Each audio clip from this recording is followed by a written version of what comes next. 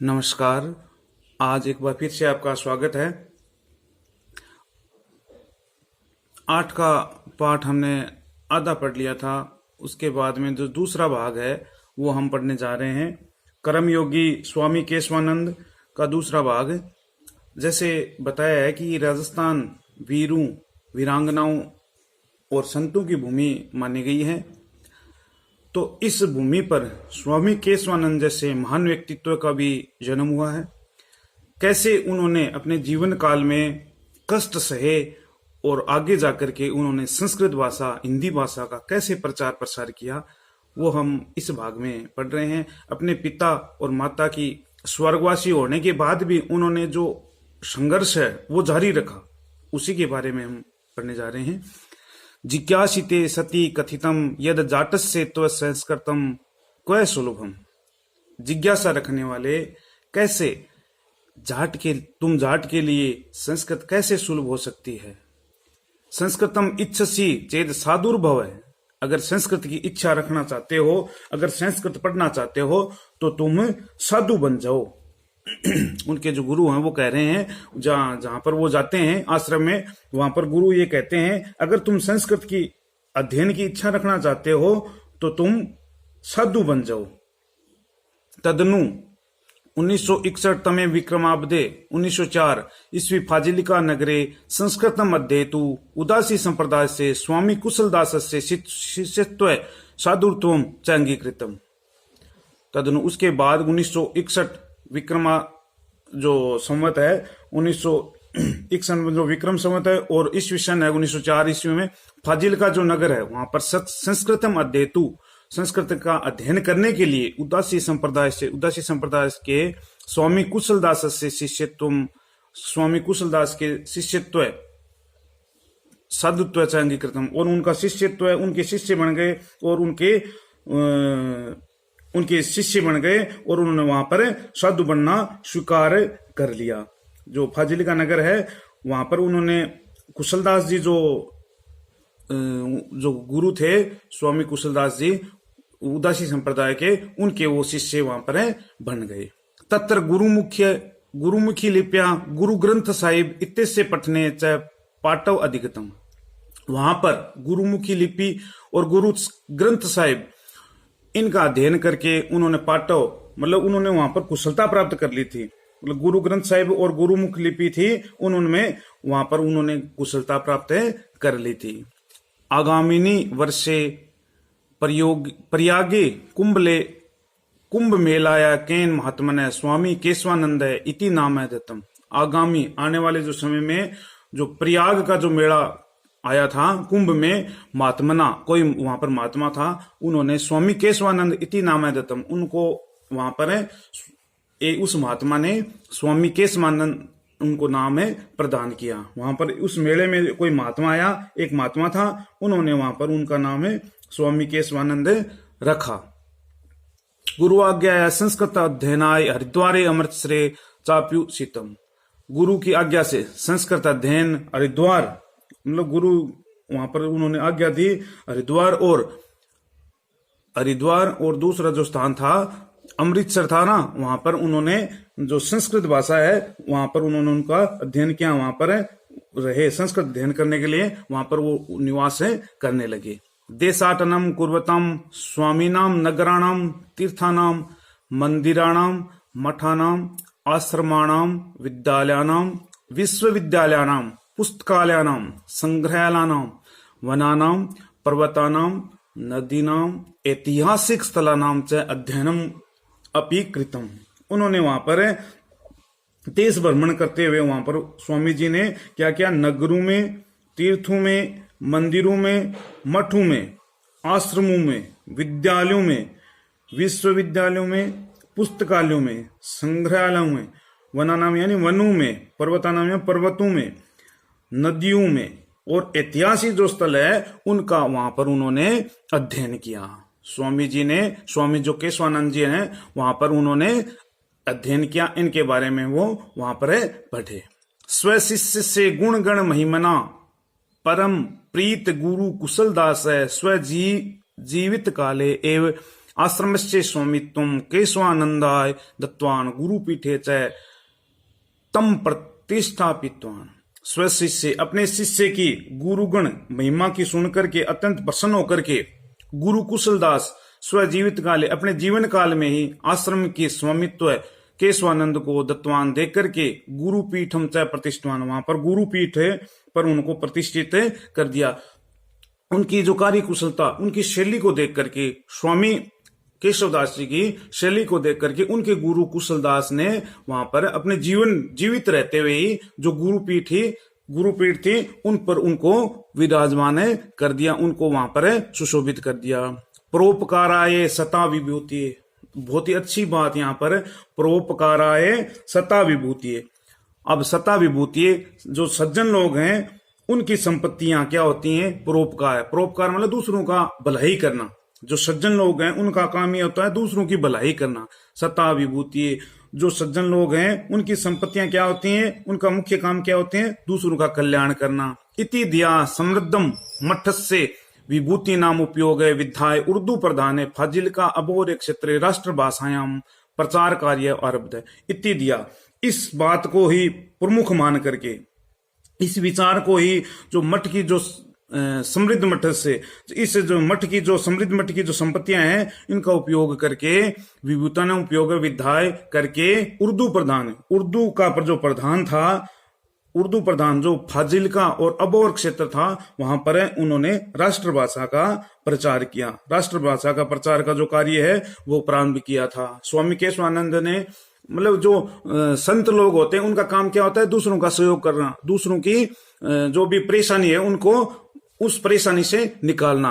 इस प्रकार के जो इस मठ की जो प्रमुख कार्य था कि इस मठ की प्रमुख बात यही थी कि ये जो मठ था वो लोगों को परेशानियों से दूर करना, विपत्तियों से उनको बचाना। इस प्रकार से प्रयोग करके उन्होंने जो फाजिल्का और अबोर क्षेत्र था वहां पर उन्हें राष्ट्रभाषा का प्रचार का कार्य आरंभ किया। आदो तावत आश्रमे एवं वेदांत पुष्प वाटिका इत्याख्या सार्वजनिक हिंदी पुस्तकालय से वाचनालय से च प्रारंभ कृते। आदो सबसे पहले उन्होंने क्या किया? आश्रम में ही वेदांत पुष्प वाटिका इस नाम से सार्वजनिक हिंदी पुस्तकालय वाचनालय च प्रारंभ कृत है। उन्होंने यहाँ पर ही सबसे पहले आश्रम में ही वेदांत पुष्प वाटिका नाम से एक हिंदी सार्वजनिक पुस्तकालय और वाचनालय का प्रारंभ किया। इसी क्षेत्र में अपने जो मठ था वहां पर उन्होंने सार्वजनिक हिंदी पुस्तकालय और वाचनालय की स्थापना की। कृत्य है ना, उसमें तय प्रत्यय का प्रयोग हुआ है, क्री धातु के साथ में तय प्रत्यय। पश्चात तत्रैव एका संस्कृत पाठशाला भी स्थापिता, और पश्चात उसके बाद में वहीं पर एक संस्कृत पाठशाला भी स्थापित की गई। अबोर नगरे नागरी प्रचारणी सभा प्रारब्धा, अबोर नगर में नागरी और प्रचारणी सभा भी प्रारंभ की गई। जन सहयोगेन साहित्य सदनम अबोर इत्याख्या संस्थापि आरब्धा, या ही रवीन्द्रनाथ ठाकुर से शांति निकेतनो पासित यत् माध्यमेन च ग्राम्य क्षेत्रेषु 25 विद्यालयानां चल पुस्तकालय से संस्कृत साहित्य प्रकाश दीपकम प्रेस इत्यस्य च स्थापना जाता। उसके बाद में उन्होंने किस प्रकार से काम किया? जन सहयोग, जन लोगों के सहयोग से साहित्य सदन अबोहर इत्याख्या संस्था प्यारवदा, लोगों का सहयोग प्राप्त करके साहित्य सदनम अबोहर क्षेत्र में, साहित्य सदनम अबोहर क्षेत्र में इस संस्था का स्थापना की, आरंभ की। या ही रविंद्रनाथ ठाकुर से, रविंद्रनाथ ठाकुर के, जो रविंद्रनाथ ठाकुर थे उनका शांति निकेतन था उसके समान थी। जो उन्होंने जो स्थापित की थी साहित्य सदन अबोहर नामक संस्था जो स्थापित की, आरंभ की थी, जो रविंद्रनाथ ठाकुर का जो शांति निकेतन था ना उसके समान थी। मतलब जो बहुत ही फेमस, बहुत ही प्रसिद्ध ये शांति निकेतन था, उसी के समान उन्होंने इसकी स्थापना। यत् माध्यमेन च ग्राम्य क्षेत्रेषु, और उनके माध्यम से गांव के जो क्षेत्र थे उनमें 25 विद्यालय, उन्होंने वहां पर 25 विद्यालय, चल पुस्तकालय, चल पुस्तकालयों की भी उन्होंने स्थापना की। चल पुस्तकालय मतलब एक जगह से दूसरे जगह पर घूमने वाले, चल पुस्तकालय मतलब लोगों को पढ़ाने के लिए इधर से उधर घूमने वाले जो लोगों की व्यवस्था की गई। संस्कृत साहित्य से प्रकाश साहित्य दीपक प्रेस इत्यादि से स्थापना जाता है, और संस्कृत साहित्य के दीपक प्रेस की भी स्थापना उनके द्वारा की गई। वहां पर दीपक प्रेस की स्थापना की गई। साहित्य सदने एवं स्वामीना 63तमप अखिल भारतीय हिंदी साहित्य से सम्मेलन आयोजित है। और उन्होंने वहां पर क्या किया, संस्कृत साहित्य सदन में स्वामी जी के द्वारा हिंदी साहित्य में 30 अखिल भारतीय हिंदी साहित्य सम्मेलन का भी उनके द्वारा आयोजन किया गया। मतलब 30 बहुत मायने रखते हैं। 30वां जो अखिल भारतीय जो सम्मेलन था उनका भी उन्होंने आयोजन किया गया। स्वामीनाथ 63तम अखिल भारतीय हिंदी साहित्य सम्मेलन में आयोजित है। 30वां जो अखिल भारतीय जो सम्मेलन था उनका भी उनके द्वारा आयोजन किया गया। हिंदी सेवार्थ स्वामी ने साहित्य वात्सप्ति तथा च राष्ट्रभाषा गौरवम इत्यपि उद्यम प्रदत्तम। वहां पर उन्होंने उनको क्या किस प्रकार जो केशवानंद ने जो हिंदी का प्रचार किया था उसके लिए उनको हिंदी सेवार्थ स्वामी जी को हिंदी स्वार्थ के लिए स्वामी जी को साहित्य वात्सप्ति और राष्ट्रभाषा गौरवम, ये इस प्रकार से उनको दो उपाधियां उनको प्रदान की गई। पहला तो साहित्य वात्सप्ति और दूसरा राष्ट्रभाषा गौरव, ये 2 उपाधियां उनको प्रदान की गई। केशवानंद से हिंदी प्रचार कार्याणाम एकम सुफलम एतादृशित यद देश विभाजनम काले पंजाब से फाजिलिका क्षेत्रे पाकिस्तान गमनाथ वारितम। और केशवानंद ने हिंदी का जो प्रचार किया था, हिंदी प्रचार कार्य में सुफलम, मतलब ये सफलता के लिए कह सकते हैं इनका श्रेष्ठ परिणाम ये था कि जो देश का विभाजन काल में जो पंजाब का जो फाजिलिका क्षेत्र पाकिस्तान गमनाथ वारितम, पाकिस्तान में जाने की इच्छा रखता था तो उनको जाने से बचा लिया। वारितम यानी बचा लिया गया। पाकिस्तान में जाने की इच्छा रखता था उसको उन्होंने बचा लिया। जो ये थे ना वो स्वामी केशवानंद, अपनी जो राष्ट्रभाषा मतलब इनका जो इस प्रकार से लोगों में प्रचार किया कि उन्होंने ये कार्य किया कि ये पाकिस्तान क्षेत्र में जाना चाहता था तो उन्होंने बचा लिया। स्वतंत्र आंदोलन में भी सक्रिय स्वामी केशवानंद नेकवारम वर्षाणी यावत कारागरे शु अपि निबद्ध। स्वतंत्रता संघ जो आंदोलन था उनमें सक्रिय स्वामी जो केशवानंद थे वो अनेक बार जेलों में भी गए, अनेक बार जेल गए, अनेक बार जेलों में बंद रहे। शिक्षा प्रसाराय कृतम भूरि श्रमेण स्वामिना ग्रामोत्थान विद्यापीठ संग्रिया इत्यस्य स्थापनम कृत है।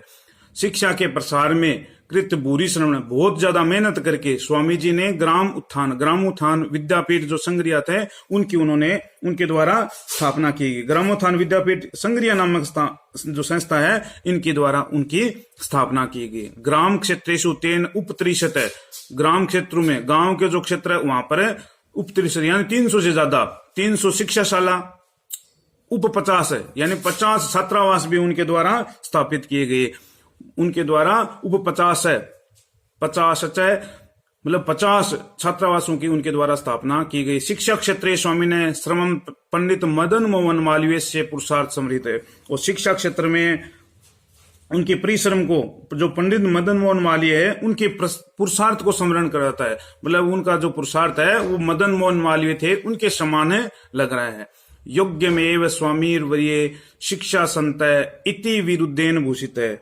और इसलिए इनको योग्य जो स्वामी जी हैं उनको शिक्षा संत इस स्तुति वचन से सुशोभित भी करते हैं। मतलब शिक्षा संत के नाम से उनको माना जाता है कि एक घूमने वाला छोटा सा बच्चा किस प्रकार से देश में सबसे बड़ा काम तो मुझे ये लग रहा है कि जो फाजिल का जो नगर है वो पाकिस्तान में जाना चाहता है उसको उन्होंने बचा लिया, तथा लोगों में किस प्रकार से संस्कृत हिंदी के प्रति उन्होंने लगन पैदा की और लोगों को शिक्षित किया। तो ये बात मुझे बहुत ही अच्छी लगी। तो आज हम इसका दूसरा पार्ट यहीं समाप्त करते हैं। तीसरा पार्ट है, इसके बाद में हम अध्ययन करेंगे।